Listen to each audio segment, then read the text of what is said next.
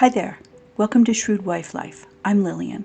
I'm not a psychologist and I haven't been to seminary. I've got one credential. I'm a survivor. Nearly 34 years. That's how long I lived in an abusive marriage without even realizing it. I believed everything I was taught about Christian marriage, and I trusted the system and its traditions instead of the Lord Himself. That phrase, without realizing it was abuse, please don't write it off. I did. I thought it couldn't happen to me. Through that journey, I've learned some interesting and some really disturbing facts about how wolves in sheep's clothing can stay hidden in marriage and even thrive inside the Christian community and churches. The clip you're about to watch is taken from my main video titled The Myth of Magical Biblical Submission. You can find a link for that in the description box. There's another erroneous belief that comes from Ephesians 5. It's in verse 24. It says that a wife submits to her husband as the church submits to Christ. What this interpretation is saying is that submission is unconditional, regardless of the kind of man you're married to.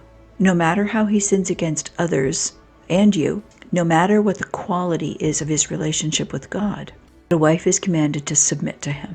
If you read the surface translation of the English, you might be led to believe that it means exactly what it says. But Paul didn't mean unconditional. He meant conditionally unconditional. Embedded within the verse itself are limits and exclusions. Not in the English translations, of course, but in the original Greek. Let's look. The church does submit to Christ unconditionally. And what I mean by unconditionally is 100% of the time. Hupotasso is a verb, and in this case, Paul used the passive form rather than the imperative.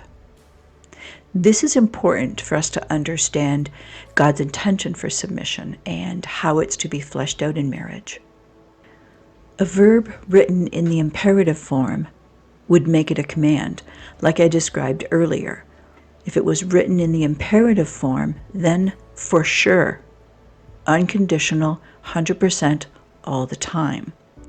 An imperative command says that a wife should submit 100% regardless of the quality of the leadership. The thing is, though, that's not how the church responds to Christ's leadership. The church doesn't arbitrarily submit to Christ. She follows his leadership and reflects what she sees. And you know what that is? She sees that Christ is submitted to God at the level of 100%. And that's why her response is 100% submission. That's the difference between a passive response and an imperative command. When Paul writes the words, "and wives do likewise," he's not referring to the idea of unconditional submission to whatever a husband says or does.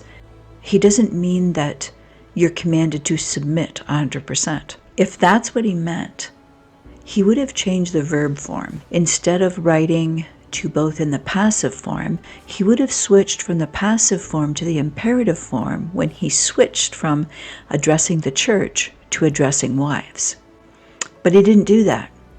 In this context, passive response means to the degree that the leadership's being demonstrated and lived out. A wife will respond to that level of submission unconditionally. That's why submission has natural limits and sometimes even exclusions, because those limits and exclusions are directly defined by the leadership's alignment with God. It's the husband's own life and his own relationship with God that determines the level and quality of submission a wife can offer. Galatians 5, verses 22 through 23. In a marriage, a wife can't respond with submission to what's not there. If a husband isn't demonstrating any leadership, or if he's walking in darkness by neglecting leadership, or demonstrating works of the flesh. Galatians 5, 19 through 21. We see that with Sapphira. She had a choice to not submit to Ananias. It wasn't safe for her to align herself by submitting to and helping evil by being in agreement with it. She had the choice to come against evil leadership as the neged. Our submission is to God first. Acts 5 verse 29. We were created first as daughters, so that's our primary identity. Doing the role of a wife doesn't supersede that original identity or the claim God has on your life. Luke 8 verse 16. Don't be like Sapphira. Submission is not the blind obedience of a wife. It's a response to a man who mirrors Christ's leadership through his own submission to God.